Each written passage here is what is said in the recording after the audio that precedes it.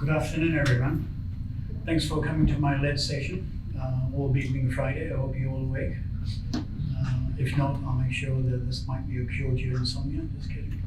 Just kidding. I got a couple of URLs over here. I know we had made that as part of the description. I wanted you guys to have your laptop set up, but I don't expect you to do it now because you're going to be here for a while. So I'm going to give you a choice to just, these slides are actually part of this particular GitHub. So if you actually go to that particular GitHub, all the notebooks are over there. You can actually follow them in class. Just they are run as they are, and there are slides in there if you actually want to follow. And obviously this is what we're going to cover today. Now this tutorial normally is about for an entire day. I normally do about 5 to 6 hours. So I don't expect to cover 6 hours material in a day and a half, in hour and a half. But I'll cover the first module, which has 3 tutorials that will sort of give you a feel of what Ray is all about, right? So before I tell you who I am and who I actually work for, I just want to get an idea of who you guys are, right? So raise your hand if you have never heard of Ray. Never heard of Ray. Okay, good. How many of you have heard of Ray or using Ray? Lovely, lovely. And how many of you consider yourself data scientists or practitioners or ML engineers? I'm going to ask a very tongue-in-cheek question. How many of you are Python developers? It's like going to a Catholic mass and asking, is it Bob a Catholic? Yeah, all right, so brilliant. That's actually a good idea. So what I'm going to do now is just tell you who I am, what my background is, even though I was introduced. I'm currently a lead developer advocate at AnyScale. Prior to that, I was leading the advocacy group at Databricks, where I was there for about 6 years. Contributed to Apache Spark and MLflow, and also the lead author for Learning Spark. And then led developer advocacy at Hortonworks. And then prior to that, I was SWV at some of the notable companies. Was very fortunate, was very lucky to be part of this companies that actually led the revolution in the internet space. So I'm really forward. Back in the realm of good things, and sort of it dates me where I am and where I come from.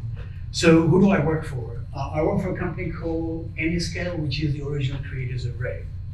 And those of you who are not familiar with Ray, or those who are familiar with Ray actually emerged from UC Berkeley's RISE Lab, stands for Real-Time, Secured and Explainable Intelligent Systems. And RISE Lab is a predecessor or a successor to another lab which is very research and industry oriented in UC Berkeley called AMPLab. Anybody heard of AMPLab? Yeah, AMPLab stands for Algorithms, Machines, and People. AMPLab was responsible for notable software open source projects such as Apache Spark, which led to the founders being researchers that they founded a company called Databricks. Mesos was another project that actually came from there. Cafe was another project that actually came from there. So the AMPLab was about for 10 years, and it sort of addressed certain problems in the big data processing and orchestration, which led to Apache Spark and that. And then there was a new revolution coming in the forefront, which was machine learning. And RISE Lab was the successor of Tense Lab. And that's where Ray was created. The original creators of Ray are the people who actually founded the company called AnyScale. And what do we do? I think I would make a case that unified compute platform in a distributed manner is a difficult thing to do. And we wanted to make sure that the next generation of people who are going to be able to developers right from the get-go feel easy to be able to actually use this particular unified platform. The distributed computing is hard. And so our mission was to make sure that this necessity that has actually emerged because of enter the zeitgeist of ML, computing or distributed computing should be easy. You should be able to write distributed computation as you would actually write Python code. Very simple, very Python. And that's the mission. That's the mission of the particular company. Now, I'm not trying to pitch that, but I think it's very important to give you the context before we get into the code, is to what is Ray and why Ray? What were the motivations behind? Because I think it's imperative to think about the historical reasons why this particular project has come to the forefront and why it's actually beginning to really build the momentum in the ML community. So I'll start with 20,000 feet, and I'll sort of gradually descend down to 10, and then we'll go down into 0 feet level where we actually talk about code and APIs and scaling patterns. And like I say, this is like an all-day 6-hour tutorial. There's no way I'm going to cover all the material. I'm going to cover the first 3 notebooks, maybe 4 if you actually get a chance. If I can help hold you captive during the break, I'll voluntarily be here. And then the other modules and the other extra material is there for you. You can actually do it, download it, install it on the machine at your leisure. So feel free to do that. So let's talk about, why Ray? What was the reason behind these researchers who were at UC Berkeley in the forefront of the valley, where they were looking into how the trends are actually going? And there were essentially 3 fundamental driving factors that say why you actually want to Ray. Just like there were 3 fundamental factors before Apache Spark came into being as part of the AMP Lab, likewise there were 3 fundamental driving factors in the industry and in academia where that actually led to. One was the realization and the reality, obviously, that machine learning has become pervasive. How many would you dispute that today? That machine learning has become pervasive. It's in our lives, it's on everything we actually touch. And that particularly led to the necessity of distributed programming, because the machine learning models that you actually build today and you can build tomorrow are not going to fit on your laptop, right? Are not going to fit on your edge devices. There might be a version of it or a slice of it that might fit, but most of it is going to be distributed computing. Distributed computing used to be an exception before, during the time of HPC and early days of distributed computing, but now it has become a necessity. It's not an exception. So that led to the necessity of that. We are a Python, we are a PyData, right? And again, I would contend that Python is a default language for machine learning and for deep learning. All the libraries that you actually see today, whether you're dealing with structured data, you're writing statistical models, or whether you're doing deep learning, they have Python binding, even though the underlying language might be different, might be C++, closer to the iron or something, but they have Python binding. That's a necessity. So those were the 3 bets that the founders actually betted on that. Now today we are fortunate, right? Today we are fortunate with being endowed with these blessings of scale. Now today's models, your laptop might be able to compute 100 billion instructions per second, but some of the flops that you need to train those models and need to execute models are in this particular exponential scale. But blessings of scale also introduce another problem, which is the supply-demand problem, right? And if you look at how the models and the kind of compute power has evolved over a period of decades, you can actually see that the linear growth of these language models and foundation models is enormous in terms of how much compute power you actually need. And there have been CPUs and there have been GPUs along the way that somehow has helped us a little bit. But fundamentally, there is a huge gap, right? This supply-demand has actually created a huge gap. And what do you do with that particular supply-demand gap? Our contention is that the only way you can actually deal with this is you actually go compute across, right? You have to distribute. And it's because of this that you actually have a necessity to distribute computing. And distributed computing, for those of you who've been working on it, it's not easy. It is hard. Those who actually started in early years in HPC and used API, those things have existed for a long time. And it took a lot of expertise and took a lot of in-depth skill to be able to write those. And our mission was to make sure that this becomes really actually easy for people to do that. And we want to address that. We actually want to address that you can actually take your laptop and extend it to your cluster where you can actually do things in the laptop and still run on the cluster at a massive scale. So that's the thing. And then obviously the third fundamental factor is you can't dispute that, right? You can't dispute the fact that those of you who are data scientists and those of you who are machine learning developers, you deal with this thing on a daily basis. And if you're doing deep learning program, you're always dealing with these particular distributed Python frameworks. So those were the 3 fundamental factors. And to a certain extent, I have to say, not because I'm trying to ingratiate myself with the founders, but they were quite patient about saying these are the 3 things that we have to do to start attacking those things. And so I talked about why Ray. Those are the fundamental reasons. And I just want to talk very briefly about what is Ray. Obviously, you can't talk about why and what before you know how things. So I think talk about what is Ray. And I think one thing I want you to take away, 2 things I want you to take away from this particular presentation is that it is a simple general purpose library for distributed computing. It is not tied to a data structure. It's not tied to a data frame. It's not tied to any particular logical structure, just like Spark is with data frames or Dask is with data frame tasks or bags. It is tied to primitives that we actually provide that allows you to write any distributed computing that you will use. And straight out of the box, it actually comes with native libraries that allow you to scale your machine learning. So it's very much aimed towards two personas, people who want to distribute the compute at scale, so it gives you the compute power, and the libraries that allow you to scale individual workloads where you are. And the great thing is that it actually runs on your laptop, on any public cloud that you're familiar with, on Kubernetes, if you like that on-premise, and obviously on your laptop. I look at it as a layered cake of functionality and capabilities for scaling machine workloads. And I want you to keep that in mind because I'm going to come to that in momentarily.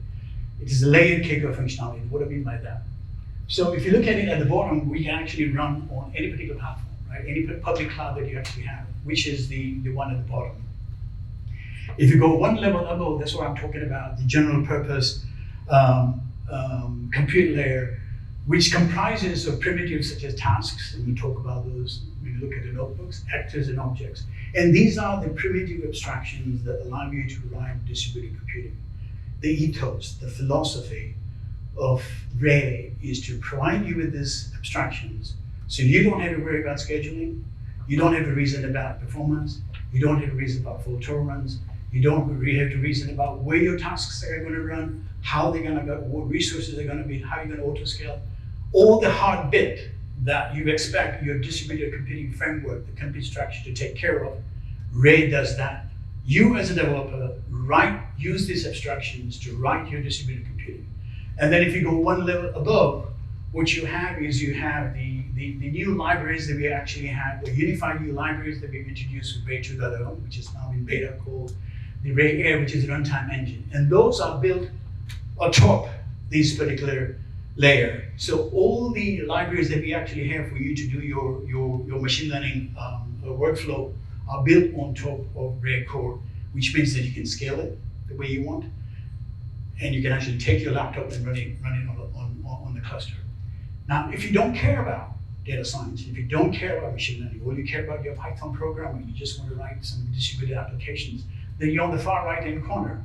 You can write those, you can use the primitives to actually write those. So those are the fundamental, I talk about the layer cake of functionality. A little bit about what these are. The runtime libraries that we actually introduced called AI Runtime are very unified libraries that actually work very cohesively together. Prior to 2.0, we had this individual library, we did a Ray data set, we had trained, RLib, tune, and serve. And they kind of were silos, right? They were kind of silos that didn't work very well. But now with 2.0, we have actually coalesced them together. We have created unified APIs that the input of this can, the output of this could be an input to train. If you're using train, you can actually use the RLib, which actually uses the policies to train something. You can use tune to your hyperparameter tuning, and you can actually use serve. So they're very, very integrated together. They're very declarative, they're very expressive, and they're very composable. Whereas before, they were sort of unit pillars, and you had to do a lot of that. So that's what I meant, right? I talked about layered cake, I want you to pay attention to that.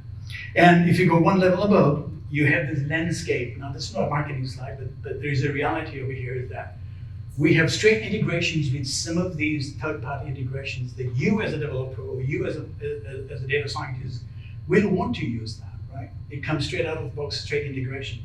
So if you want to use your data sets to do last mile ingestion for your training, you can actually use your data set. It works with Dask, it works with any of these data storage that you actually have. We integrate with that. Straight out of the box, you can actually use XGBoost training with PyTorch with the train. If you want to tune, you can actually use the hyperparameter tuning that we support with all the algorithms that you have, including the schedulers that you have. You want to use Asha scheduler, you want to use half scheduler, you want early stopping, all that's actually part of hyperparameter tuning. And then if you're doing experimentation where you're keeping track of what parameters were tuned, you can actually do that with MLflow and weights and biases. And if you're using serving, we go straight introduction to that. So that's sort of the layered cake of functionality I'm going to talk about. What we're going to concentrate today in the first three modules is the lower layer, because this was introduction to the core, and I didn't want to sort of get into because this would be beyond the scope of that. So I just wanted to get an idea about this layered cake of functionality. So, any questions so far? Lovely. Okay, so let's drop down a little bit. So what does an anatomy of a Ray cluster look like? Now, if you come from a distributed computing background, this is not very different from, let's say, your Spark or your Dask infrastructure. But there are a few things quite unique about Ray, which distinguishes itself from other distributed systems, is this what we call a distributed scheduler. So each and every node actually has two processes, one called Raylet, which is like a scheduler, and it maintains the object store. And the object store is the shared memory for that particular node, and the Raylets are the one that maintain the resources and schedule your tasks. And the work in the distributed scheduler, so there's no single pointer driver. Unlike Spark, you actually have a single pointer driver that actually parses your DSL, creates a graph, creates a static DSL, gives it to the analyzer, and then fans out. Over here, any worker can actually be a scheduler. And the share object store, which is quite unique, that allows people to share objects across the entire store. So if I create a particular object in node A, eventually over time, another task running on worker node would be able to actually get that very easily. So this is quite unique in terms of to Ray, and it's quite performant because it's based on Apache Arrow, and we continually pass objects across the entire cluster if they actually need it elsewhere. The global central store is the central store where the meta directory of everything that's actually happening in the cluster is stored over there. So I know at any point within 10 milliseconds what node Raylet as resources, what task it's running, what the actors it's running, how many CPUs, how many GPUs are available, so I can actually schedule the next task over here. So the meta store is like the brain of it, and it broadcasts that across the cluster. So any point at any time, Raylet actually knows who's doing what, and if I need to schedule something, I know actually who to send the particular request to. So that kind of, in a nutshell, was the high-level infrastructure. Now, Ray, out of the box, supports these distributed design scaling patterns and APIs. And design patterns are not something new to us, right? Design patterns are something that was introduced in a stream of consciousness from early days by the Gang of Four, who, anybody read this book? Brilliant, yeah. So, these were sort of opinionated way of how you actually would use a language, right? In Python, we have decorators, we have iterators, those are sort of design patterns. Now with Ray, the fundamental three design patterns, you have tasks. And tasks are these functions which are stateless, and they can be actually executed on any particular function. So you actually have a Python function, you convert that into a task, and it's scheduled to run on anywhere. They're stateless, and functions can be distributed across. The second thing is features, objects, which is distributed. I talked about the shared memory object store. These are immutable objects which can be stored anywhere in the cluster. And they're materialized when the value is either computed or stored in there. So they're asynchronous. In other words, if you put something in the store, or if a task creates an object and puts in the store, you actually get a reference back, and that reference will materialize at some point in the future. And this allows us to do massive parallelism at scale. Because when you have asynchronicity, I'm just going to give you the reference and then check on me later that one. And by contrast, actors are stateful services, which run on a cluster and allow you to do message passing. And then these are some of the links that talk these at length. You will have access to those slides. And what are some of the scaling design patterns? Now, those of you who are machine learning practitioners and data scientists, you probably have seen this pattern somewhere, right? For batch training and inference, we call this different data and same function. So if you're doing distributed training, which is DDP, you're actually using different data, but you're using the same function to train it, right? So this is distributed training. Or if you're doing batch inference, this is no different, right? You're actually sending shards of data, different data to each and every function, which is actually the same thing. This function could be a model, or this could be some loss function, but it's computing the same thing, but just you're running on different data. Compare that to same data, different function is where you actually have different data, same data, but you're working on different model. Let's say you want to evaluate a business problem doing some logistic regression that you actually want to predict, but you want to use 3 different models to find out which will actually give you the best thing, right? So what you do is you train 3 different functions using the same data, and you take the best function with the best algorithm that actually tells you that it's going to be the best metric that you actually have. And the third one, which is a combination of this, is where you're actually doing hyperparameter tuning, right? Where you're actually using different data because your trial is going to be different. But it's the same function, they're actually using the same training loop where you're just changing the hyperparameter space to do that. So batch tuning and that are kind of similar. So how do they manifest themselves in Python? So if you look at this particular code over here, I just have a function in Python called f, and I want to convert that into a distributed task. All I have to do is I just decorate that function called radar_remote. And when the driver schedules that or executes that on or wherever it's actually on the node, it will, oh, thank you. That will be scheduled on a particular node, right? On that particular node. And so similarly, if I actually have an actor or a class, a Python class that I want this to be a class, stateful class in a remote cluster, all I do is just do the radar_remote, and then when I create an instance of that, and the way I actually create the instance, I just use the class .remote, and that gives me an instance. And this instance can be attached to a worker node across the cluster. And then same thing, if I actually want to create a distributed immutable object, all I do is I take my numpy array, which is a large file of array that I actually want to do a num tensor, whatever that is. I just go do a ray.put, very simple, and then I can do a ray.get. Right? And ray.put is asynchronous, it will just return your reference right away. Right? And it says this is where the particular object store is. When I do a ray.get, it knows where the reference is, and it will block.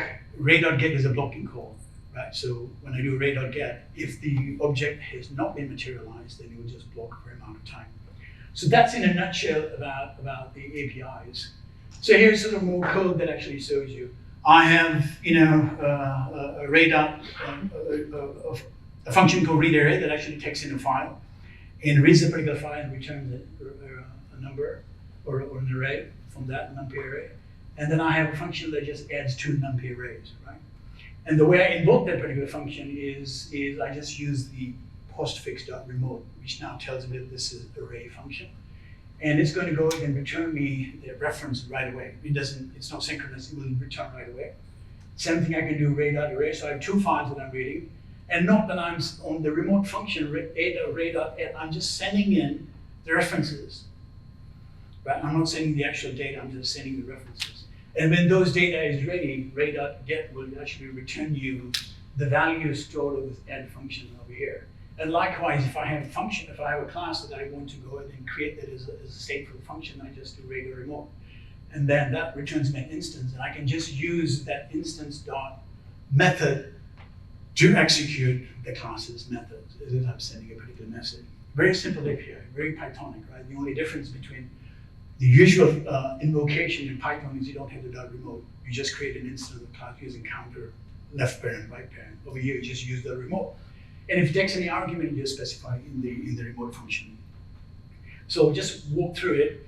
When I execute this, what's actually happening is that this particular read.area.remote could be scheduled on node 1, right? Could be scheduled on node 1. So it's going to read that and return you the ID right one, returns you the future immediately. And the second one could be elsewhere on another node, right? If it's not the same data. So now I'm actually running the second function on the second node, and I'm just returning you the reference right away. And then when I do a ray.get, add function is going to get the reference for those two and return you back, right? That's very simple, as simple as that. You don't have to worry about that. You're just writing Python code as if you're writing it very iteratively, very eagerly, but all that is actually happening in the background. Oops, sorry. So one bit about distributed object store. Array or object store or the workers have this idea about ownership. Right? And ownership means that any worker process, any task, any actor that actually creates the object, when you in the function, when you actually return when you create an object, is the one who actually owns that particular object. And it will store it in the shared memory of its node. If it's a small object, which is less than 100 kilobytes, then it's going to show it in in-process memory. But if it's larger than that, then it's going to store it in the shared plasma memory, which is shared by all the processes. Because this is running on the same node, all the processes share the shared memory. So if I want process this worker process to get the value of y, I can just use zero copy because I'm using it straight from the shared memory. So that's very performant that way. And likewise, if the data gets, if the shared memory on that particular node gets filled because you're creating a lot of objects, it does get spilled over into shared disk. And all that references what's actually stored where is handled. You don't have to worry about it. You just write bloody code and it does things for you, which I'm not trying to sell you, but that's the beauty of it, right? The simplicity of that. And it sort of reminds me of my early days. I'm dating myself, the early days. When Linux or Unix was created by the three famous people, two unfortunately rest their peace, they came up with a very simple interface. They came up with the FP as a file descriptor, and you got all these APIs that actually dealt with the file descriptor. And the file descriptor could be what? It could be a file descriptor, self-evidently true. It could be a socket. It could be a pipe. It could be a pointer to the database. And the API actually does that. And the operating system was the one that actually does the context switching and writes and reads the memory out of that. Similarly, you just write these primitive functions, and the RAY, if I could call it, the operating system will take care of the scheduling and all that. So there is some sort of analogy there. And the simplicity of the APIs that actually led to an enormous revolution of all the things which are actually built on top of Unix today. You and I wouldn't be sitting over here if it hadn't been for the Bell guys. Agree? Want to debate about this? Let's do it. Okay, so here's an example of what I mean by distributed object, right? So I have a function called remote. I'm returning ownership. Remember ownership. Returning this X is going to be stored on the node on which that particular node, on that particular function that was scheduled. I have another function called G, and what I'm sending to G, I'm not sending the function the value of X, but I'm returning a reference to it. And G now is going to be the next one that's going to be scheduled. Now, because Ray is intimately familiar with where objects are located, it will take advantage of locality.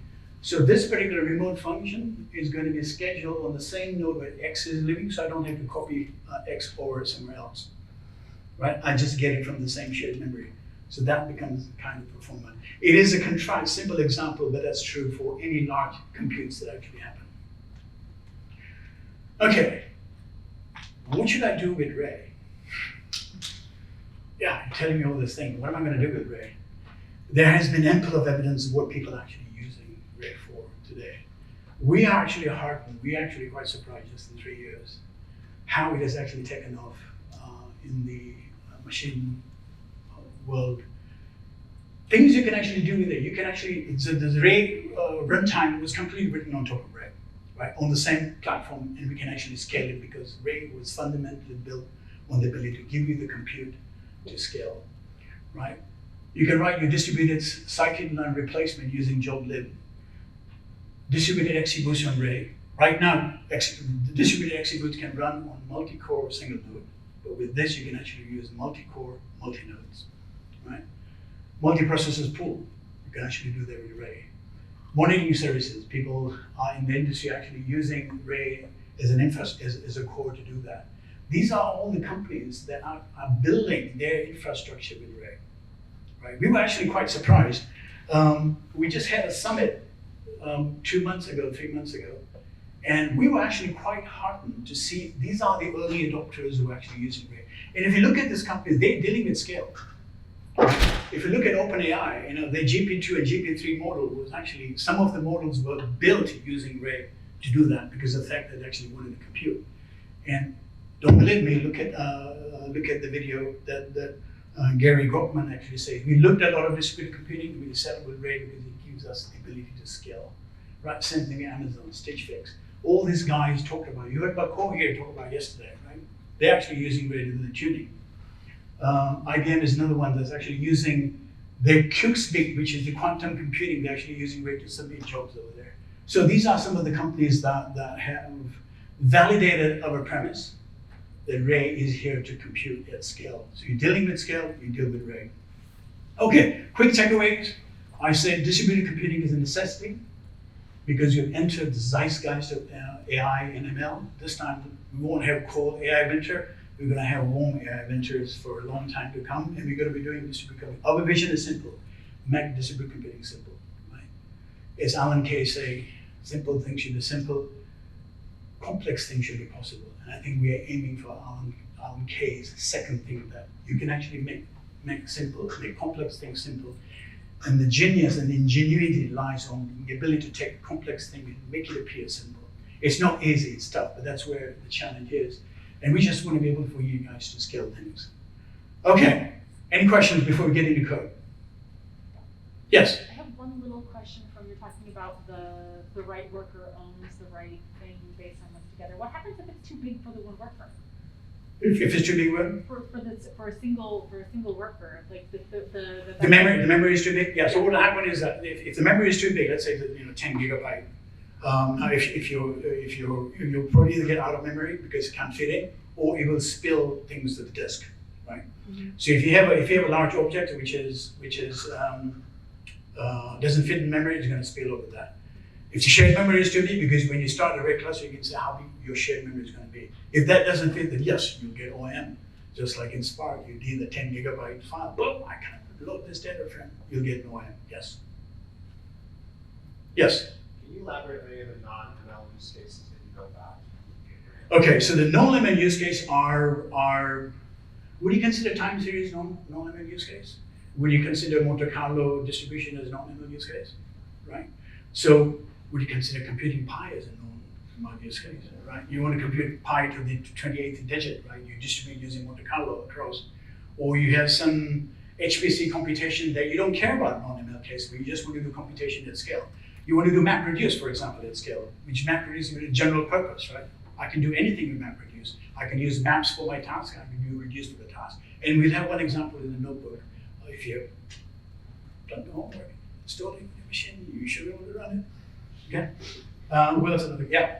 Yeah, I'm wondering, what is the main difference with Spark? I can do most of the time in Spark as well, right? Mm-hmm. Now, I'm not here to pitch one against the other, right? But I'll say that in fairness, if my grandmother asked me, Julie, what's the difference between Spark and Ray? How would I answer that question? Right? And then I'm going to answer the question, how would I answer that to a developer? I said, Grandma, you got two children, Julie and Jules. Right? Julie is brilliant at doing X, Y, and Z. Jules sucks. Or is not competent enough to do that. Or is not doing a very good job, and vice versa.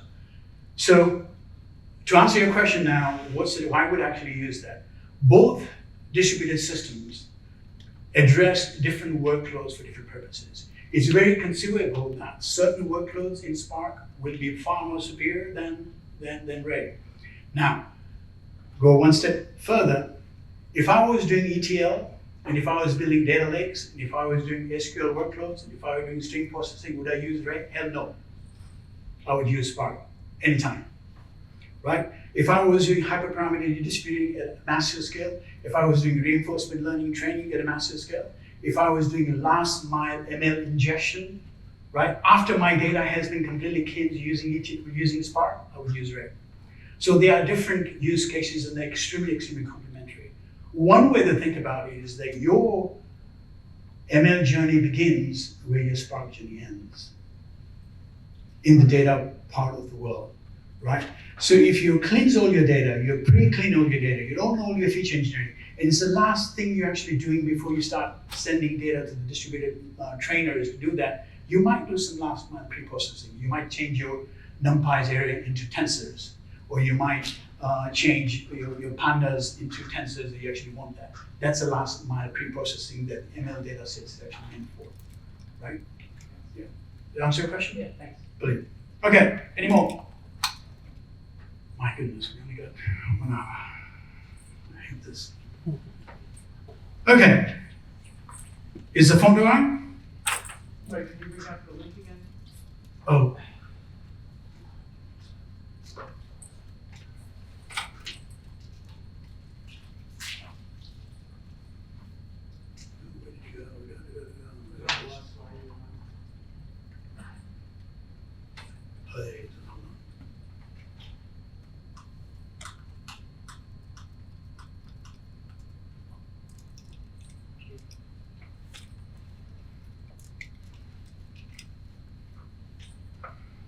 Now the instruction is how to set up a machine, but I don't expect you to do that right now. And I don't expect you to do the exercises because I don't, I want to cover the material. This would be something you can actually do at home. I may coach you insomnia tonight if you're tired. We can do this. We're good? Okay. Where's my notebook? Can you guys see the font?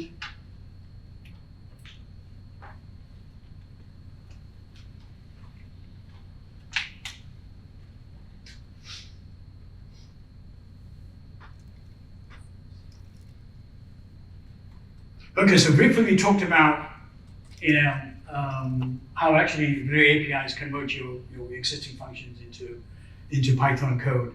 And the objective of this particular exercise is to sort of go over this very simple APIs about how you actually use remote decorators to do that. So what I'm going to do over here is import some necessary arguments, and I'm just going to talk about what task parallel patterns are and how they're actually different. So when you're actually invoking a Python function, you use your normal Python function by just invoking the name of the function. And when you are converting that into a task function, Ray function, what you want to do is include the operator, use the suffix, and then invoke that particular function. So there are two different things. One is the distinction in the invocation, because regular Python functions are just invoked by the name of the function, whereas Ray tasks are invoked using remote function. And the mode of execution is slightly different. In other words, one is synchronous, eagerly executed. The other one is asynchronous, and it returns you a future right away. So you don't wait for it. But then whatever the future is returned can be fetched when it's actually materialized or when it's actually run. So here I'm just defining a very simple function. I know some of the examples are rudimentary, but I think it's important for just to get the mental picture of what's actually happening. So I think that's an important part. So here I'm just a regular function, and I'm going to convert this function into Ray by just converting that into a remote task by decorating with that. And they're actually identically the same. I'm going to go ahead and start my Ray cluster, and I can just say if Ray is initialized, go ahead and launch my cluster, or shut down because I don't want to have anything from the previous. I'll just go ahead and run that. And Ray.init is your silly little client that's actually going to talk to the cluster. Now, this is all going to run on my local machine because I have 10 cores, but if I wanted to connect to the cluster, which is the whole idea of extending your laptop to the cluster, I would just have the cluster URL to the head node, and it would now talk to the cluster. If I wanted to have GPUs assigned for my Ray, I can actually provide the resources over here. If I have some environmental dependencies of packages, I can actually provide that. But we won't get into that. There are some links over in the modules that you can actually do that. So this sort of returns you a nice thing. I'm running, Python version of this, 2.1. And what am I using 2.1?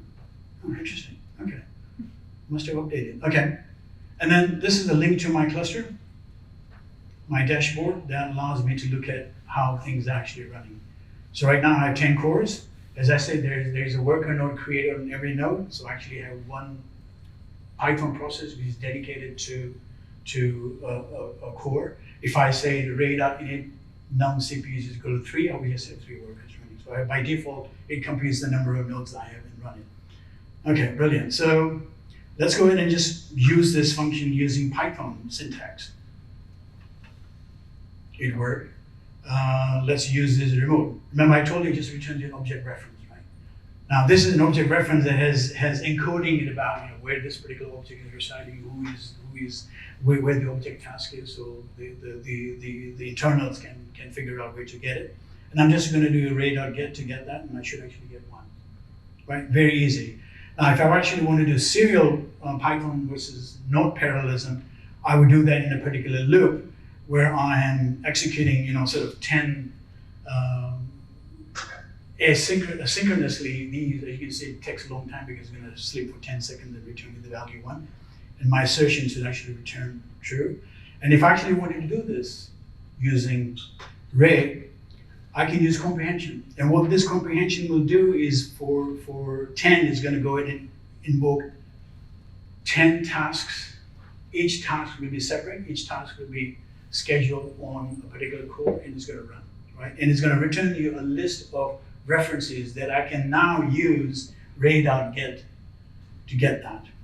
As simple as that. right? Very Pythonic things to do, okay? You still saw this example, let's do that in real life. I have an array that I'm just gonna do a read that array. I'm just gonna load this particular array. I'm gonna send the path to my function. So let's define this particular function. It's taking a path, it's gonna return a numpy array. I'm gonna define ed that actually takes in 2 numpy arrays. Now remember, I'm sending an argument type over here, but Ray will know that if I send an object reference, it knows that I'm sending an object reference, and that way it's going to go and resolve that before it actually does the computation. So it's smart enough to say, what you have sent me, are you sending me by value or actually sending me by reference? Right? So that's define function, and then I'm just going to go in and sum those 2 arrays, and I should actually now be able to read this particular array, and I get my reference back, which will be expected, and I read the second array, and I get my reference back, and I'm just adding those two arrays together using the remote function. Remember, I'm sending object references over here, right? That returns me an object reference, now I'm going to fetch the value. And that sort of returns you, and that gives me the ability to have. Now, this numpy array could be a large computation. I'm just giving you an illustration that this is a simple case. But you could have a million entries over there, and you could be able to actually do that. Or you could be another task that you're actually computing. So this would be great for doing map reduce, right? Where you fan out maps, and you just wait for reduce to do that. We'll look at one example of what I mean by that. And then I just do a array.get to get that, and I should actually have these values, right? Any questions? Lovely. Let's look at another sort of more involved, where this is very similar. We're actually computing Fibonacci series, and you want to do that using eager execution using regular Python, and you want to use using array for here. So we're going to write a generic function that just takes a sequence of the thing you want to create, and we create a Fibonacci series. So we do that. And now I'm just going to use the same function, but I'll just wrap around using array.remote. Now this is going to convert that into array task. This returns me how many CPUs that I have, so I can actually fan it across my number of CPUs. So I'm going to run it locally first. And when I run it locally, see how long it's going to take. Right? It takes about 1.9 seconds. Not bad. Now if I run it distributed, using array remote, it takes 341 milliseconds because everything is just happening in parallel, right? And it just returns the results. Whereas other one, yes? Yeah. When I run it, just because running a rollout, it has 2 cores. So is there a rule by which you decide when to bring it, right? It seems like the same. Or if you have 2 cores, how do you actually decide? Yeah, or how many observations or how many times iterations you're going to run. Because that's something that I struggle with. By default, when you do array.init and you don't provide how many CPUs you have, it's going to figure out using this particular method to say, okay, I have 10 cores, I'm going to create 10 worker processes, right? Now, if you somehow don't care about using all the 10 processes and you're just going to use 5, you create 5 cores, and then it's going to schedule accordingly to whatever the core is available, right? So you will schedule that. And remember, Raylet is the one that knows. So I have 5 cores that's got 4 CPUs, so I'm going to go ahead and assign 4 different tasks to that particular, so you can actually use 4 CPUs. I guess I'm asking more when does it make sense to, how many cores and how many observations? Oh yeah, when does it actually make sense? Yeah, so that's one of those, tuning things. It is kind of a black art, like in Spark, you say, well, how do I know how many partitions I actually create, right? You just have to play that by the ear, right? So you try that first locally on your machine to see how running with 2 cores, running with 4 cores scales, and then now you actually want to scale to a machine. You connect to a particular cluster, and you might have 4 nodes, but each node might be let's say a 5x AWS machine that has 16 cores, and it's going to create 16 processes. And that way, you can scale it. So it depends on what you're doing, right? These kinds of things really don't need that, but you should be able to actually do that. So if you're computing Pi, if you're doing Monte Carlo simulations that require, which is compute bound, obviously you want to have more compute, you have more tasks to run. Now this is a very simple, ubiquitous example of map reduce, right? You can actually write maps functions using tasks, and you can just use reduce to do that. This is a very common paradigm. I think the gentleman was asking me, what is some of the non-ML stuff that you actually might use? You can actually use map reduce for doing some of things. Let's say you have parsed a large corpus of data and you want to reduce those things. You can actually use Ray map reduce. Now, this has been sort of deprecated because in 2.1 Ray data, we actually have map reduce built into Ray data. So you can actually use massive XO shuffle with 10 terabytes of data that actually does the shuffle. But this is just a small example that I wanted to illustrate what you actually do. So what I'm doing is I'm just creating a list of items that I'm creating a lambda function, which is going to be my map function, and it's going to just add each item separately, and I just do that single-threaded map. Right, this is single-threaded map, which I'm using Python. Right, then I'm going to do the same thing in a parallel way, which is sort of more elegant, where I'm going to create my map as a remote task, and I'm just going to go ahead using the extension, using the number of items I have. I'm going to go ahead and create separate separate map tasks for each of them. I'm going to send in the map function that I'm going to do, right? And then I'll do a get on it. So this internally will return me a comprehension list of all the tasks which have been created with object reference to it. And then when they're ready, I'll just go ahead and do that, which is exactly what this particular bit does.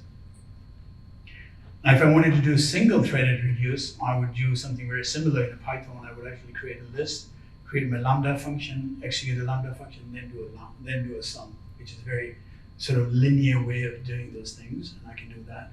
But if I want to do a parallel map reduce, I do the same thing, except now I convert my remote into a reduce, and I just send the elements that I actually want, and it's just going to sum them together.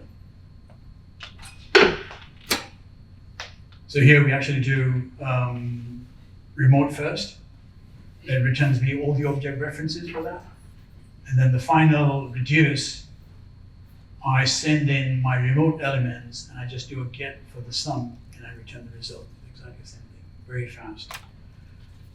Or if you actually wanted to do the tree reduce, which is sort of combining those into smaller chunks of data, then actually do the small reduce bit over here, which is breaking up into small chunks and creating each of those and then creating a reduce in parallel.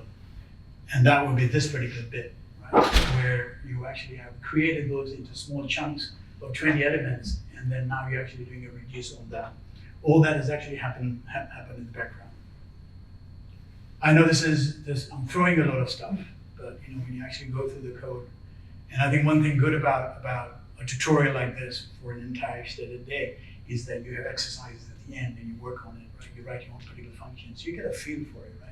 As opposed to over here, I'm just imparting that thing, and 1.5 hours is a bit too much. But the good thing is that, guys, you have this material, so you can actually go home and do that. Now, this is another use case where how do you actually use tasks to do your distributed batch inference? A batch inference is something very common in ML, right? We talked about, if you attended some of the sessions this morning or the last couple of days, batch reference is an important part in the ML part of it. Once you actually build your particular model, you want to do batch inference offline, or you might want to do inline. And using tasks, you can actually do the batch inference. So this is a common use case where you might have an input data set. Since we're in New York, we might as well use what data set? Anybody can guess? Thank you. Who said that? Actually, you said it. You get a sticker. You get an extra sticker. Bribery is a form of art. Okay. And then the model, obviously you need the model, and then we'll do the predictions, right? The predictions is something that you do. Oh, you read that off that. That's no, give me my sticker back. That's cheating. You read. No, silly me. Shouldn't have asked that question.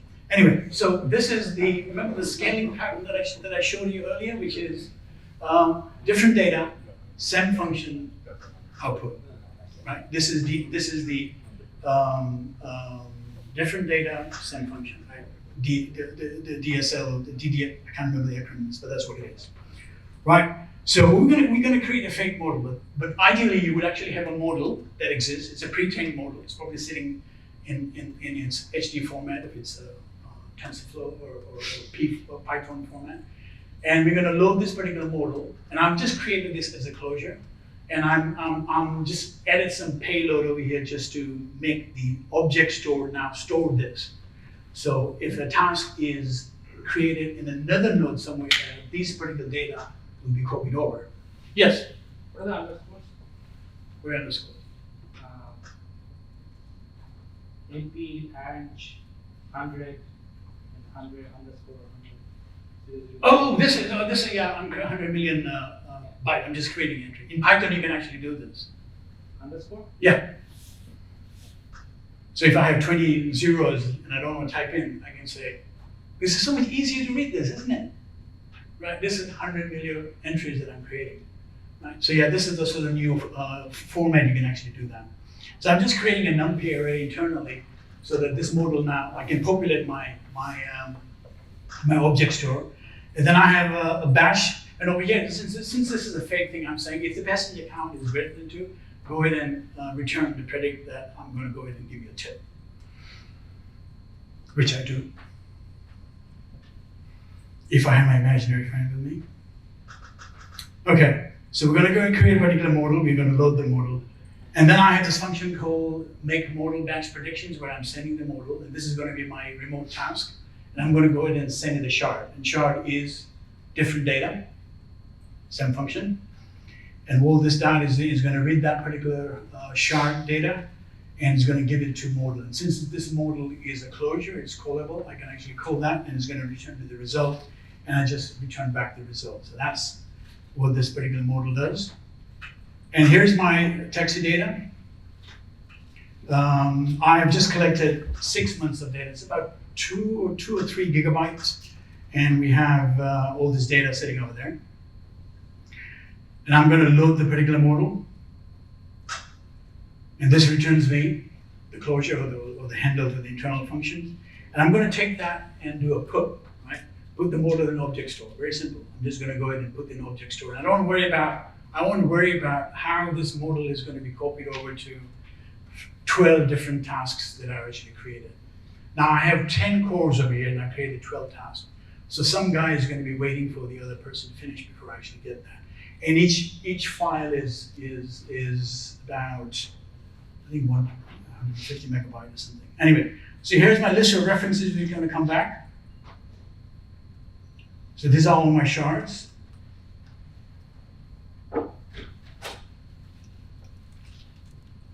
And I'm just going to go call the prediction. Do you see what happens? So this is the crux of the tasks. I'm calling my make model prediction.remote with the model reference. Remember, I didn't send the model itself. I just sent a reference to it. Right? I just sent an object reference. If I sent a model, what do you think would have happened? It would actually create a copy of that particular model wherever the task is. And that's just going to, later you were talking about, I could actually get out of memory error because I'm sending a copy of that particular model. But here I'm just sending a reference, which is this model has been created. Go figure out where to get it from, right? And then make a copy. Yes? Yeah, so I'm on the small end of potential users for Ray because our data is not that big. But is this a good example of like how you would use Ray instead of Jobless? Yeah, you could use that, right? For small batch predictions, you want to do that. And I think it's very Pythonic, right? I mean, you can use Joblet, you can use Joblet, but if you had to scale it at some point, this would make perfect sense.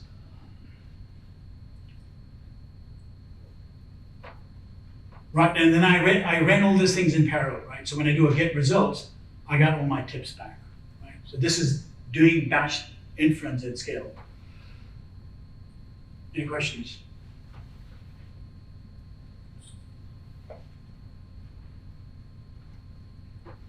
Now, guys want to do exercises? No. All right, Friday afternoon, no one cares about exercise.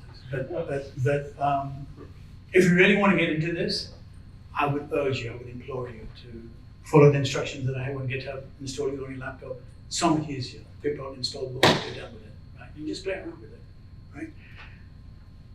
And you can contact me and send me an email, I'll charge you. Okay, so let's go to the next one, next notebook. Where I'm talking about object references. Now, object references is one of the other patterns that Ray allows you to use, and we saw a bit of it, how you actually do Ray get and Ray put, and over here I'm going to explicitly show how you actually do that. An object reference is this distributed immutable shared memory built on top of Apache Arrow. So in-memory format is quite efficient. And so if you actually have an arrow object, it's going to store as an arrow. If you actually have a Python, it's going to store as a pickle-file Python version of an object.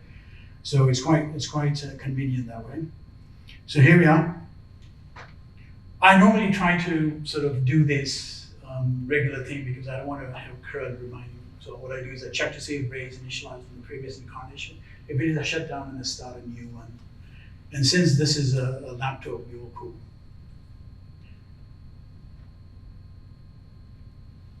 I don't know why this is telling me 2.1.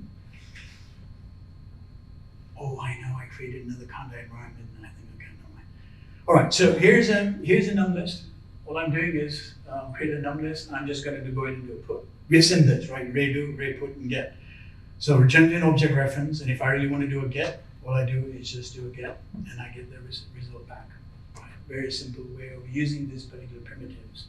Allow you to be able to do this. And you didn't have to worry about creating a socket. You didn't have to worry about protocol buffer. You didn't have to worry about where it is. I'm just doing Ray get and Ray put. Right? Simple API that allow you to do a very powerful thing.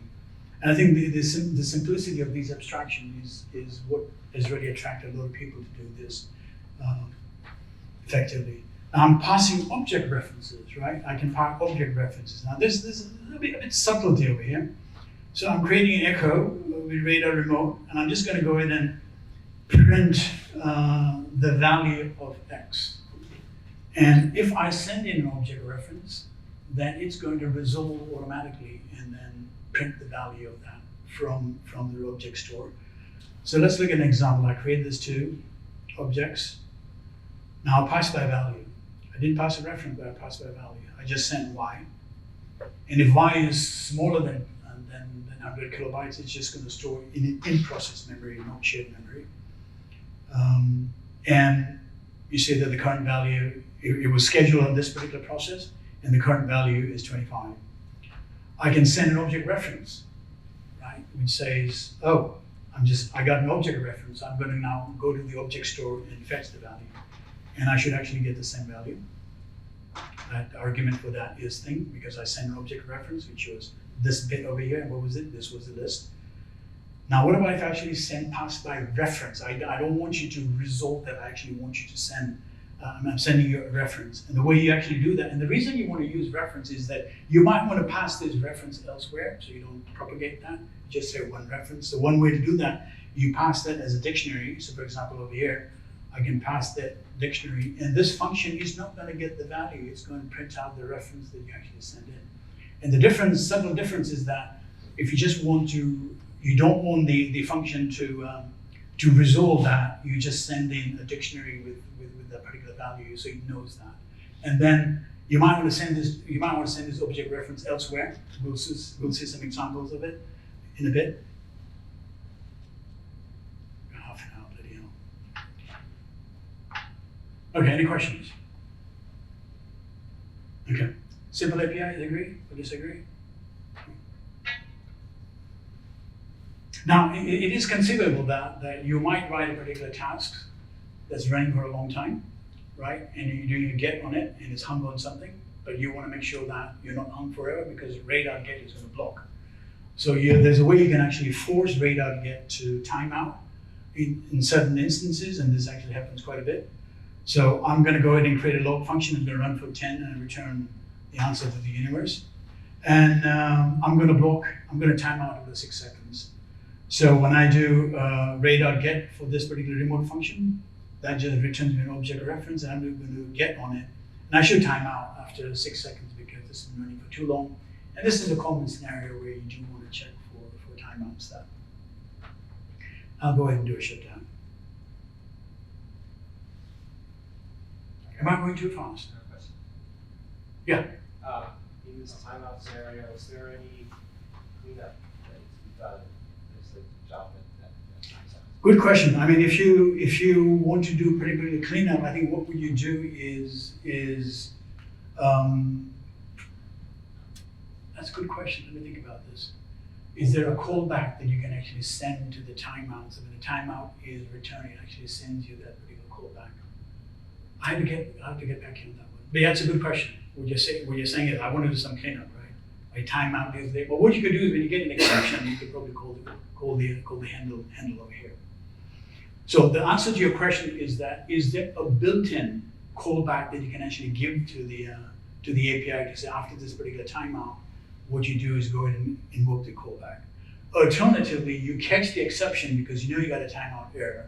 And over here now, they can actually do the cleaning up. This would be something very similar to what you would do in Java finally, right? You got an exception, Yeah, exactly. and you would do that. So in this particular scenarios, not knowing the exact answer to your question, whether you can actually provide callback, I don't think the API actually has callbacks associated with that, but you can actually catch exception and do your finally or claim your resources in this bit of the code. I'm Yeah. concerned about this happening over and over again, right?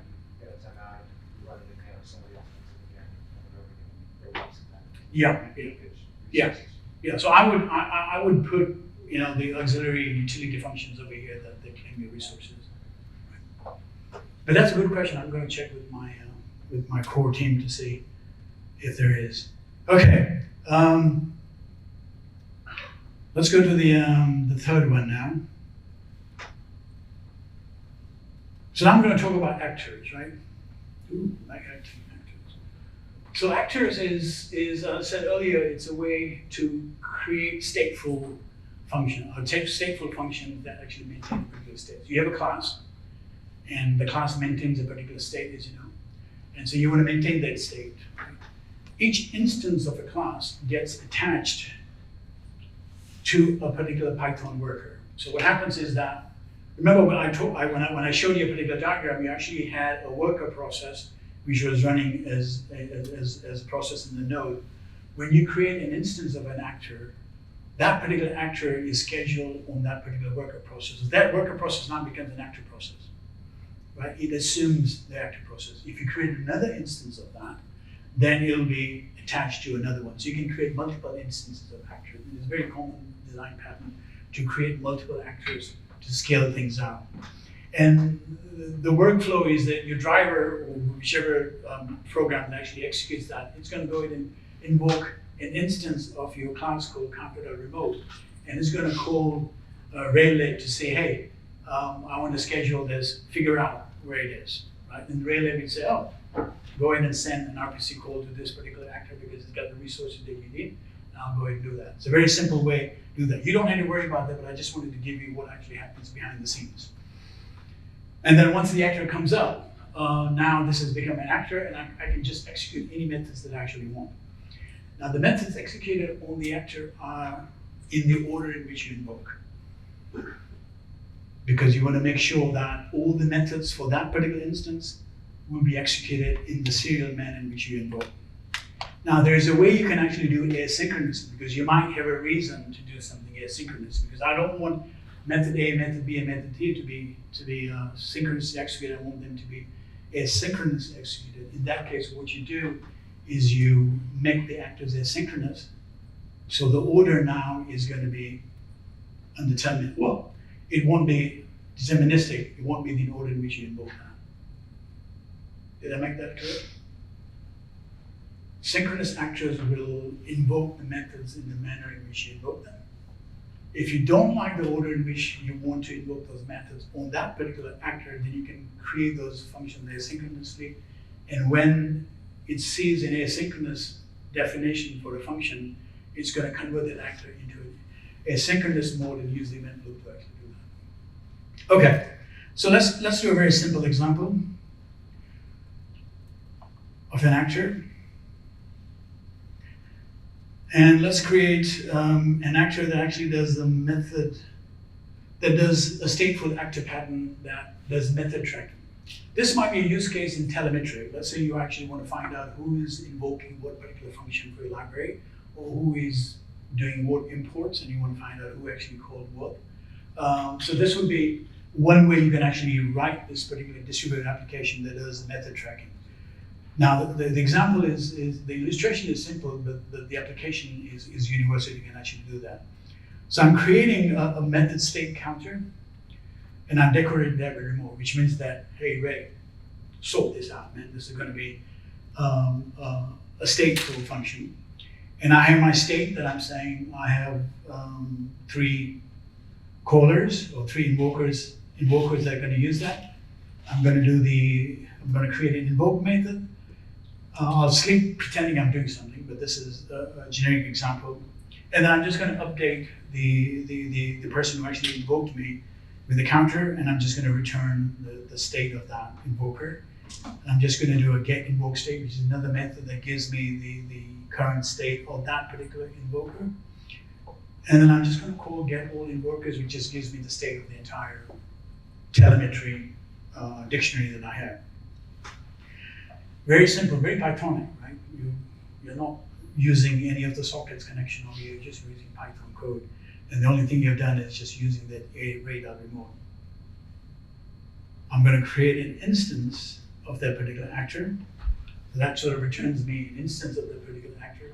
At this point now, this particular class is an instance of an actor, and it's scheduled somewhere. You don't have to worry about what this number is. This is internal for Ray. Ray knows exactly which array is using it. But I just want to show you what actually happens when you do that.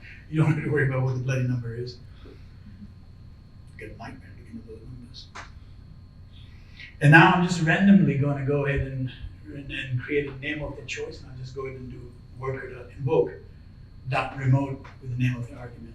So what I'm doing is I'm invoking its invoke method. I'm sending in the invoker to do that, and it will just go ahead and do that and return me the value. So now I've created 3 invokers, and I'll go ahead and invoke randomly who called what, and I'll just print those numbers out. And so C was called 5 times, A was called 3 times, A was called 4 again because I went through the same loop. You can see now this is actually maintaining a state and invoking in real time as you actually do that. Right. You didn't have to make an RPC call, you didn't have to figure out where the method vector was, it just did that all automatically for you. Then I can actually just fetch the counters, and this should be the same. C is 6, A is 5, B is 4. Right. State was maintained on that particular actor. Any questions? So we talked about tasks, how you create tasks, how you schedule them remotely. You don't schedule them, you just create a task. Ray will automate schedule for you. How to get values back from a task, because they return you an object reference, and the object reference will materialize in the object store when they're ready. You can fetch that. And then you can do object store where you can actually create object references by doing ray get and ray put. And then you use the parameter, and then you can actually use the ray actor to do that. Another question, another example about parameter server. Anybody use parameter server when they do distributed training? Right? So parameter server is sort of the old paradigm. When I want to do distributed training, the old paradigm was that you actually have a central server where your workers who are creating gradients would publish those or would update those gradients to the parameter server. So then when the synchronization actually happens of all the ML that's actually running in parallel knows that who has created what gradients that actually do the synchronization. Today, rarely people actually use parameter server. They probably use what they call ring reduce, where there is a way you can actually synchronize actors. So for example, PyTorch uses, by default, I believe, uses nickel. XGBoost uses Rabbit. So this is a protocol that actually does the gradients. So when you're doing distributed training and when you're doing the step, anybody have PyTorch program over here? Right, so in PyTorch, the way where you calculate the gradient, you calculate the loss, and then you do the zero grad, and then you do update the gradients. And if it's a distributed training that you're doing, then the DDP protocol will do what we call gradient synchronization. In the old days, this was done using parameter server. It's an old paradigm. We have a worker that actually directly talks to the parameter server and updates the gradients, so that in the next training loop, people, the individual workers will get all the gradients were computed by the other workers, so they update their internal gradients. So now everybody's actually in sync of all the loss of gradients that have been created across the workers. So very simple idea. I'm creating a remote class. I'm creating a parameter server. I'm initializing that with some random gradients. I get the parameters, which is a function call, and I update that. Right. Now remember, if you were doing this in a class, in Python class, you could actually just make that as a property, right? So you can do set attribute and get attribute. Currently, Ray does not support the attribute function, so you can't use underscore set and get. You have to do a get parameter to get the default attribute or value. Okay, so we're going to go ahead and define our class that has two functions. One does get parameter, the other one takes the gradients from the worker. And I'm going to now create individual workers, right? Now, these individual workers could be a class or they could be a function. I decided to just write individual workers as a task. And what does the argument to the worker is? It's an instance of the handler to the actor. So that it knows that once I've computed my gradient, I'm going to update that. And the way you update that, it takes the parameter class as an argument, update my parameters with this particular gradient that I've cultivated over here. So over here, this could be your training functions that are actually executing over multiple epochs, and then once it's actually done the optimizer step and it's got the gradients, you can just update the gradients over here. But this is your main worker loop that's training. Right? This is sort of going over the epoch, and I'm doing my calculation, I'm doing my loss, I'm doing my optimizer, I'm creating my predictions, I'm finding what my loss is, I'm going to update my gradients, and then I'll tell the parameter server, update my gradients, right? Very simple.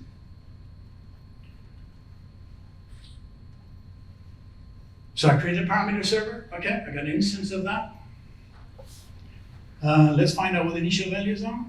Initial values are going to be 0 because that's what I instantiate the class with. Now I'm going to go ahead and create my workers. I'll create 5 workers, and I just use very simple comprehension list. Very Pythonic, very Pythonic in nature. Right, so I go ahead and create this, and I get my object references back because I created 3 workers. And then for 20 iterations of that, I'm just going to go ahead and update the parameter. So now this is actually happening. So if I go to my, please don't finish it. Let me show you guys. If I go to my task, I should actually see this. Bloody hell. Okay. Yeah, here's the parameter server running. You got all the actors which are running. So you got method counter, parameter server, still running, right? So this is what actually shows me.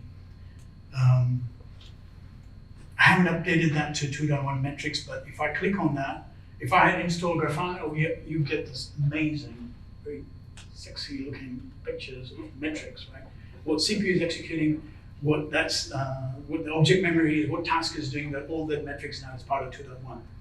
I'll share a blog link with you guys momentarily.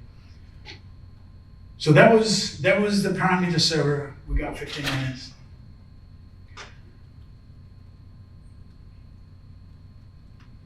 Any questions over here? Shut this down. Now this is actually a good exercise for you to do at home, where you now just change that particular method counter to do something else. For example, in the name, you create a computer random value, and then you keep track of the particular value. And then when you do invoke, you just calculate some random value within 25 and send you the value. So this is actually a good homework exercise for you to do. And if you want to cheat, solutions are there. Did you see the solutions directory? That's the first thing students do. Is there solutions available? I said, maybe I should do underscore and then I should tell them, is there solutions available? You know, if you want to sort it out. People just go to solution and just cut and paste it. Promise, I've done it myself when I was a student. Still am a student. Okay, I want to cover one more notebook because we have 15 minutes and I promised that I'm going to end. And I didn't make a pact with you that we're going to go through at least the first module, which I did. So don't hold me accountable for that. So I did finish it. But I'm going to go to this next one that is the revisited, actual revisited, because a few things that I want you to go home with it. The pattern that I talked about earlier that Ray supports is called the tree actor patterns. And this is a very a pattern that internally Ray uses it quite a bit. So in training and tuning, we actually create a supervisor actor, and the supervisor actor could be your main trainer. And then this trainer actually creates a worker actor, and the worker actor is the one that actually does the training in a distributed manner. If this was a hyperparameter tuning, we would actually have one trainer that actually creates the supervisor, and he creates each and every trainer. And each and every trainer will actually create tasks to do the hyperparameter tuning. Remember the third slide I talked about, how you do scaling? So this is a very common pattern that you will see a lot in the internal implementation of Ray. But a lot of people actually use that to write their own distributed application, because this is what we call the tree of actors, because you're actually creating a tree of actors as you do that. And this is not dissimilar to what we've done over here. Right? Same data, different function. So I'm using the same data, but I have a trainer that actually does the function. Okay, so let's look at what I mean by this. So I'm going to go ahead and import my stuff, do the bit about initializing and recreating a new one. I'm just dying to know how the hell it changed into 2.1. I won't sleep tonight. Okay, so here's an example of what I'm doing is I'm creating a model factory, and I have a model factory that, given a particular function, is going to return me the model type that I want to train. And then the model type can be, when it's training, it could be in any one of these three states. Right? It could be running, it could be pending, or it could be done. Right? This is just a simulator that I'm doing training in parallel. My model is nothing but some state that actually gets the model string, the type of model that I want, and the function, it's objective functions or a loss function or whatever function you want to do to compute the metrics, that will be that particular function. And when I do a train, I just invoke that particular function, right, to do the gradient computation or to compute the loss or however I actually want to train. This could be a Python training function, this could be XGBoost, this could be your scikit-learn training that you actually use, any one of that. But this is sort of a generalized framework that I actually would use to create a particular model. So that's sort of my class that I've created. And this doesn't have to be a remote class, this is just my regular Python class. So we do that. And then I'm going to go ahead and create a worker. And the worker now takes in, as I say, the model function. It takes in current state it is in. I define whatever current state is. And then when I say go ahead and do the work, it's going to go in and it will create an instance of a particular factory. It would send the model that it wants, and it will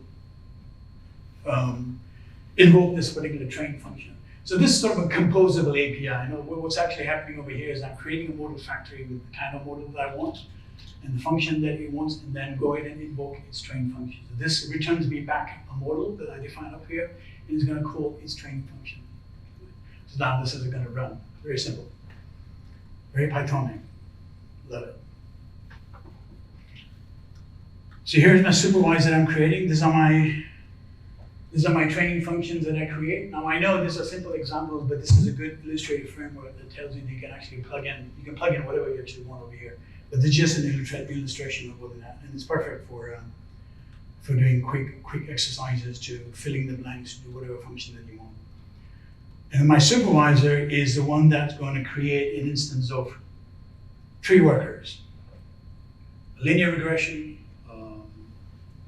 classification, or neural network, right? And then I have three functions which I associate with that. So this is going to create my instance of three workers. Work will actually go ahead and invoke this particular worker, right? In the number of workers that I have. Remember, all that, this is a lot of things are actually happening over here. I'm doing a worker.remote, boom. For each worker in the cell worker. So now I'm actually invoking the remote function. And then if I actually want to terminate, all I do is just iterate through the list to terminate that skill. You don't have to terminate this, I just want to illustrate because otherwise this will go on forever. But you can actually kill an actor instance by just giving the reference to it, and it'll actually kill that. But when you do array shutdown, it actually kills it. All right, so that's my supervisor. And I'm going to go ahead and create a supervisor array, which I did. And here's my super.remote. And if I go to the dashboard, I should see those.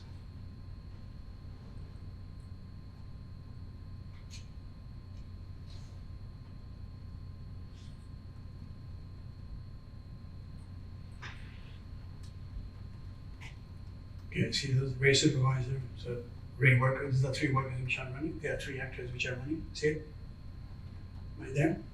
And where are we? And now I'm going to start doing the training. So what I've done is I'm just going through the particular loop by saying, go ahead and get me the states of all the workers which are actually running. And if they change their state to be done, then I'm done. I just get out of that. And I just go ahead and the result is true for all done. I just terminate all the workers. And if you look at the output, that's actually what's doing over here. So it's actually running in a distributed manner, running on each and every core. This would be running on a core on a remote machine. And that worker will be running once it's actually done. When you invoke the particular state, it will get its particular state, and we are done. Any questions? I want to do a final example, maybe 10 minutes, and I think this will be great. Now remember we talked about inference using tasks, right? You can actually use the same thing using actors. And the advantage of using actors is because, say you're actually doing a batch inference on a GPU, right? Now GPU requires you to actually take some weights that you actually have and then put it in GPU memory, right? And you actually want to maintain that particular state. And in my task example, if you recall, I actually had the gentleman asking what are the underscores for. I had certain state that I was maintaining that I wanted that to be propagated. So instead of me, for 5 vectors I create, instead of loading the weight for the model 5 different times, I just do it once and then it gets copied over. Right? So there's an advantage of maintaining a state. Over here, I maintain the particular state in the actor, so then the actor can use the same. If somebody else calls that particular actor, the model is there. And so we're going to do exactly the same thing over here. So I'm going to go ahead and create 6 actors for my inference batching, and I have 12 shards. Same idea over here. I'm going to go ahead and create a load model, which is of a closure. And I'm going to create the New York batch predictor. And what this particular does is loads the particular model. At this point, I have an instance of a particular model for that particular class. I'll read the particular shard that I have, so it gets a copy of that. Same function, different data. So it's the same model, that same Python worker predictor is going to be scheduled and is going to use a different data set. I'm going to invoke its model with my data frame. So it's going to return me the prediction, and I return the prediction back. Very similar, but except I'm using actors over here. And I'm using a pool of actors, so the array will efficiently do that. I'll go ahead and load my model, which is exactly the same thing I did task, and I just put it in memory. And now I'm going to do the same thing I did with the tasks. My input shards are here. I'm going to create an actor pool. Now there's a class utility called actor pool that says go ahead and create an actor pool, and then Ray will manage that particular actor pool to schedule the next task. Those of you who are using multiprocessor, how do you use multiprocessor pool in Python? Very similar concept. You actually create a pool of processes, and then you invoke a map function on that, and it just schedules that particular function on that particular process. The idea is very similar over here. And we wanted to make sure that the ideas were identical, so moving from Python multiprocessors to vector-based multiprocessor is easy because you are familiar with the concept. You have a mental image of how to do map and submit and all that, and what you return back and how to get executed is very identical. So the transfer of information, the transfer of skills, the transfer of knowledge has minimal friction, and that's the whole point. That's the whole point of writing great APIs. So the transition becomes relatively easy. Okay, so let's go ahead and create number of actors, and I'm sending a model reference. Again, same thing. Over there, I created a task. Over here, I just created the actors. And then once I get all these instances of actor, I'm going to go in and create an actor pool. So these are the number of actors which came back as references, and I'm going to send those to the actor pool.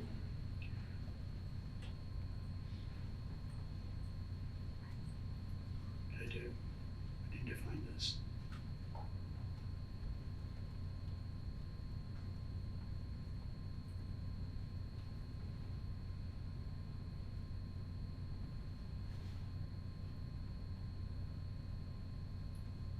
And now I'm just going to submit, using the lambda function, I'm going to go ahead and submit to the actor pool a remote shot to do the prediction. Something very similar. Now this might take a little while because I only have 12, and I only have 6 actors, right? Instead of 12. I could have just used 12 and I would just use all the CPUs. But this is where the gentleman asked me, how do you tune those things? You just play around with it, right? To see how many cores you want to assign. Now, if this was a GPU, if this was prediction, if this was an image reference that was doing a prediction on GPU, I can actually provide, when I create an actor, I can say use a fraction of a particular GPU. So the regulator would actually schedule that actor on a node that actually has the GPU, and then it will actually run on a GPU. So you can specify where you actually, by default, you run on CPU. But this was a Python prediction that you were doing some image segmentation and you wanted to use GPU for reference. You can specify in the actor method saying, when you say array.remote, I can actually say GPU equal to 4, and it will run on those 4 GPUs. So when I run that, that's going to run the prediction, and we're done. Right? Yeah. Does Ray support the GPUs on the MacBook M1s? Oh no, yeah, we don't. Yeah. So, I know. We're sort of working on it, but yeah,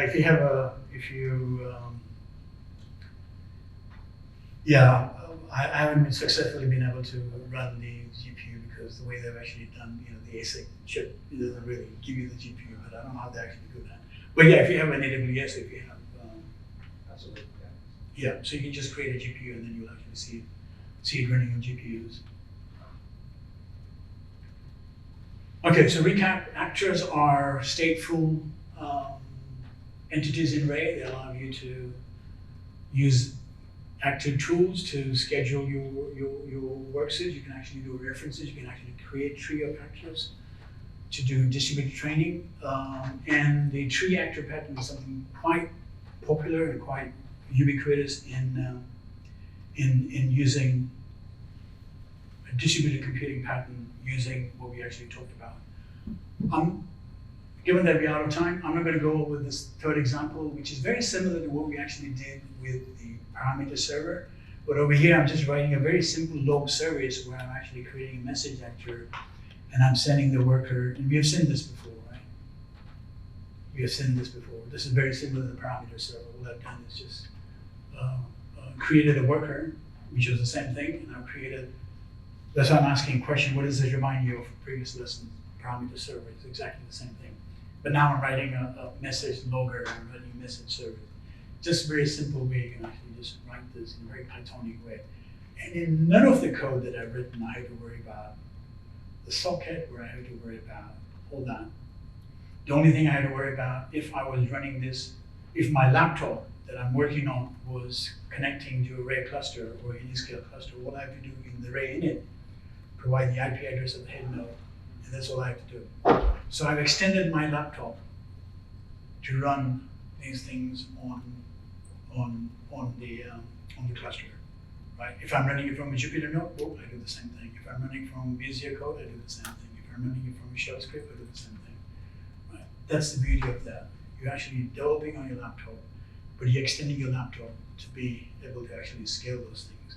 And invariably, most of the people who are actually doing machine learning code will do it on the laptop, because the simplicity of something doing on a laptop is so far more attractive than doing SSH to AWS cluster and trying to write all those scripts and do a big install. All that's actually managed by you, or managed by Ray.